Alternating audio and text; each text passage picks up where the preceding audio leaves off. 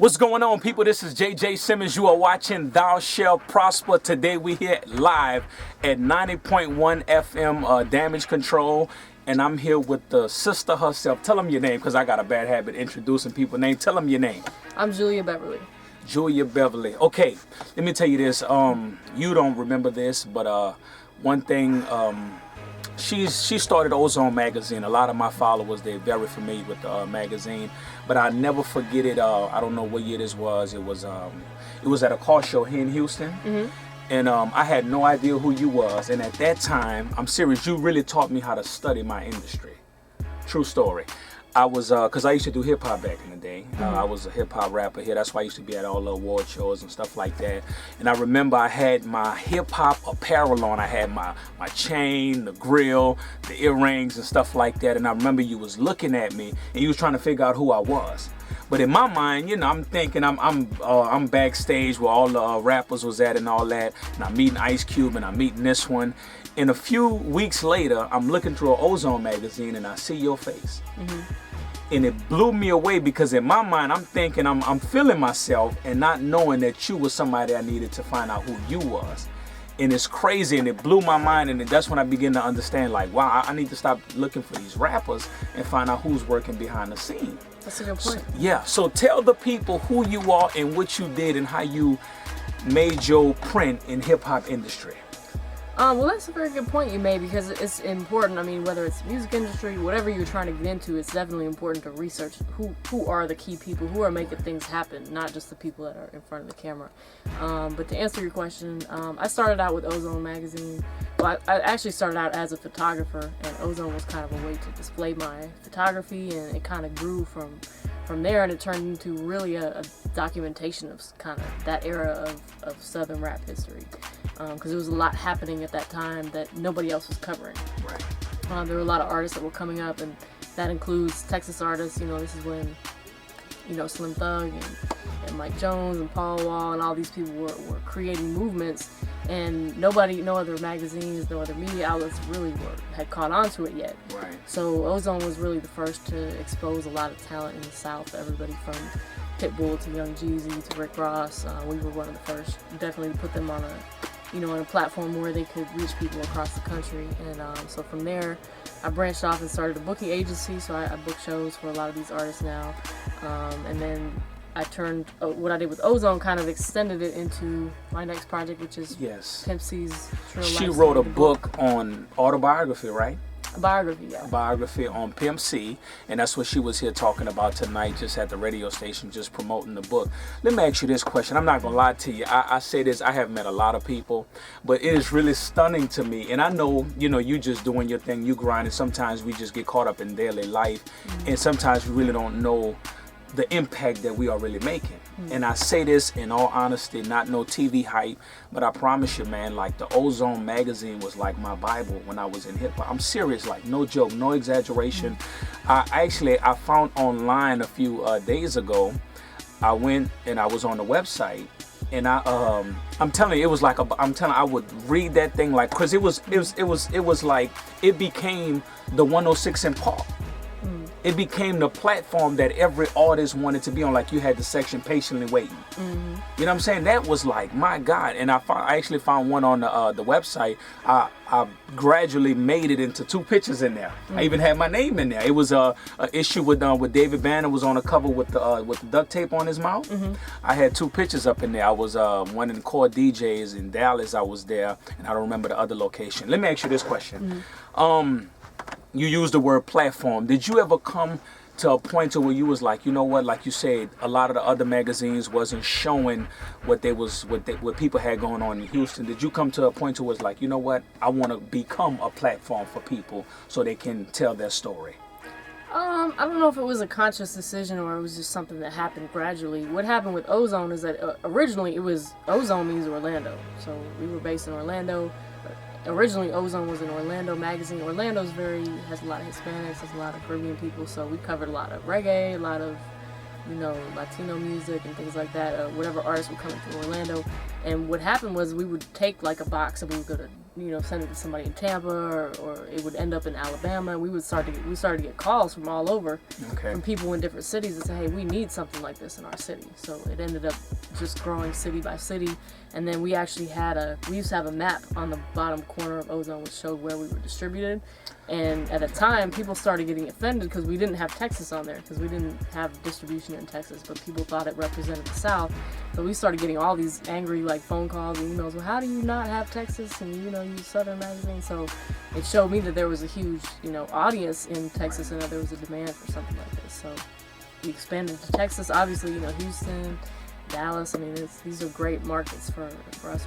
Obviously, these are huge cities, and there's a lot going on music-wise. And so we started to cover a lot of Texas rap, and of course we came out here and did the Ozone Awards in 2008. That was a huge event for the city, and Houston's always been very supportive of everything. Yes, they have. Let me ask you this question. Did you ever have the motivational moment where you was like, you know what, I'm gonna launch this thing, Ozone? And did you have that motivational moment? You was like, man, I'm about to grind. I'm about to show these people what I have to offer and why I need to be in the industry. Not really, because initially I used to take photos of concerts, and I would just show them to friends of mine, and I just remember showing my friends some pictures I took at a concert one time, and they looked through a few pictures and put it to the side, and I was kind of offended because I viewed it as this is my art that I'm trying to present to you. And so Ozone was originally kind of a display of my photography to people that would want to see it. And originally it was, my original idea was well, if this does good, then, some magazine will hire me. And that was originally the goal, was to get a job. And they never hired me, but it ended up taking on a life of its own. So we were really just in a perfect place at the perfect time, as the South was really starting to rise up and reach the top of the rap game. That's so we awesome. were there to cover it. That's crazy that you say that, because it's so true. Most of the time, people don't really want to deal with you until they see what you have going on. Right. And so many people trying to do their own thing, they really don't have. It's not sometimes that they hating, but they just don't have room to bring somebody else on and really pay you what you really want to get paid for your work. So let me ask you this. So what you have going on today, you say you booking artists. I seen on your Instagram that you had a show with Lil Wayne in the Bahamas or something like that? Yeah, I've been booking Lil Wayne's mixtape tour. So he's been doing parties to promote his mixtape, and of course his album just came out on Tidal. And we work with Wayne and a lot of other artists. We get calls from Alaska, Hong Kong, places all over the world. To book shows. So we do shows, appearances, features, things like that. But, let me ask you this question, because if you still dealing with these artists like that, that means to me that you kept relationships in the process of doing everything that you was doing. Because everybody was dealing with Ozone. Artists was, had their album covers on there. You had almost everybody on the cover. How important would you tell the people that it's so important not just to meet people, but keep relationships alive in the process of doing whatever it is that you do? Yeah, that's everything. And you never know when you're gonna come across that person again. So even if somebody's an intern or they don't have much going on, you still have to treat that person with a certain amount of respect, because you never know where they, you might end up having to see them again, and maybe you need them for something. So yeah, it's definitely important to be humble and deal with people in a respectful manner, and build relationships. And your relationships are everything in this type of business. The fact that I'm able to get certain people on the phone that other people can't get in touch with, that enables me to make a lot of things happen. Right. Let me ask you this. Who gave you some of the greatest advice in the process when you was doing Ozone? I don't know about Ozone specifically, but I had a friend when I was I went to college for about a year and a half before I actually started Ozone, and I was talking to a friend of mine, and at the time I didn't know I'm interested in a whole lot of things, and so I didn't know what direction really. I was like, what kind of job what career should I be pursuing? And he said, well, if you just try everything you're interested in, one by one, you're going to eliminate, okay, I'm not going to do that, I'm not going to do that. And that's kind of what ended up happening, is that I experimented with, I was a web designer for a short time, I was an accountant for a short time, I was in the IT field working with computers, I did web design, so I did a whole lot of different things, and, one by one, it kind of narrowed down. I started doing photography, and then what I ended up doing with Ozone kind of took a little bit of each one of those elements, played a role. So I got you. So Ozone, the website is still up. So what is going on with Ozone now? What is the focus? We're not really doing anything with Ozone right now. I kind of feel like, initially it was kind of like a hiatus. Like, okay, we'll take a little break. I was traveling a lot at the time. I was actually Flow Rider's videographer for about a year and a half. I was traveling with him, filming, and so I kind of took a little hiatus to just travel and do some other things. And I don't know that it's needed right now. I've always felt like Ozone was kind of the liaison, whatever, between the artist and the consumer, because at the time artists didn't have a way to speak to people directly, and so they were always getting filtered through other interviewers that maybe were just quoting them or changing what they said, things like that. And now artists have so many avenues to directly, they can Instagram and tweet, and they have ways to reach people directly. So I don't know that it's necessarily needed anymore, but the Pimp C book, which you can purchase on Amazon, or you can look at pimpcbook.com. That's the website, pimpcbook.com. Okay. And we have a Pimp C book page on Instagram and on Twitter. I feel like this is an extension of what I was doing with Ozone, kind of completing the process, and this really documents that whole era as far as Southern rap history. And Pimp, was kind of like a spokesperson for the South, and yes, he was, gaining respect and things like that. So. Man, you ever read a book called Who Removed My Cheese? I've heard of it. I haven't read it. Very popular book. It's awesome, and I'm sitting here as you talking about that it wasn't needed. It's not needed no more. I'm thinking about the book. The book is basically about maximizing the season that you're in, because you just never know when your cheese is going to be moved. Is a very comical, not comical, but the author, he talks about mice and all that. Is awesome. It's like top Fortune 500 companies. Is very mandatory. It's so easy to read. It's crazy, but it's so powerful. So let me ask you this question. So where you putting all your passion at right now? What's your complete focus? What is Julia Beverly focusing on right now? Oh, the book right now. The book. This is actually Tuesday is our release date, July 28th. That's gonna be it's gonna be available on Amazon and a lot of other outlets. But this is the focus right now. We're gonna do a 60-day promo tour, hit a bunch of markets. And 60-day promo tour. Yeah. How many states you going to? That's a good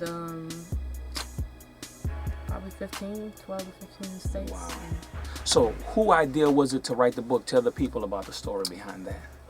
It was my idea. I mean, it had came to mind, and I brought it to his mom. I brought it to Bun and some other people, and his mom ended up being really the most crucial part of the book. She was also his manager for most of his career. Really? Worked very closely with UGK, so she had a lot of, I think he got a lot of his funny catchphrases and his attitude, and a lot of the things people loved about him, like he got that from her. And she was just a crucial part of the story, and so she kind of ended up narrating, from the beginning of his life to the end. She was there through everything, and she had great stories and great memory and great things that she was able to share for the book. So. Wow. So you told the people, I heard that you was telling them while they was interviewed, it took you 5 years to write this.